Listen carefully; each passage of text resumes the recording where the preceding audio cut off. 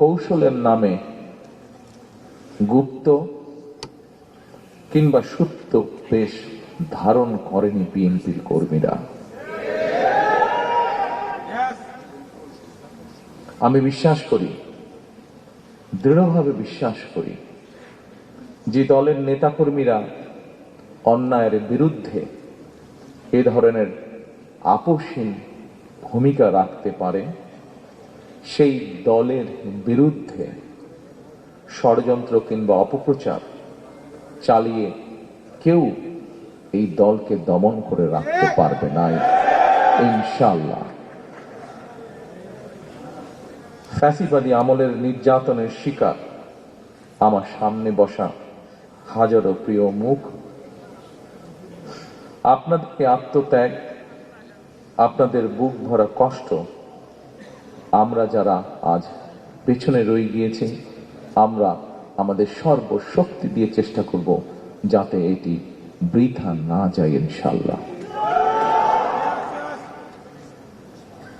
ফ্যাসিবাদ বিরোধী আন্দোলনে যারা গুম হয়েছেন, যারা শহীদ হয়েছেন, তাদের প্রতি আগামী দিনের গণতান্ত্রিক যে রাষ্ট্রের আকাঙ্ক্ষা আমরা দেখছি, সেই গণতান্ত্রিক রাষ্ট্র এবং সরকারের অবশ্যই অনেক অনেক দায় এবং দায়িত্ব রয়েছে।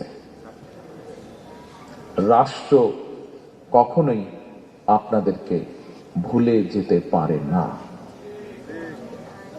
সকল শহীদদের আত্মত্যাগকে জনমনে স্মরণীয় করে রাখতে আগামী দিনে বিএনপি কিছু পরিকল্পনা গ্রহণ করেছে।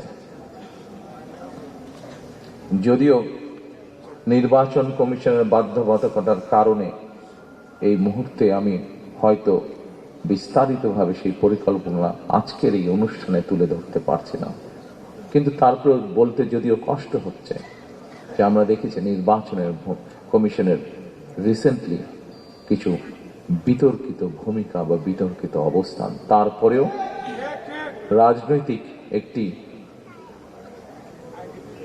দায়িত্বশীল রাজনৈতিক দল হিসাবে আমরা ধৈর্যের পরিচয় দিতে চাই।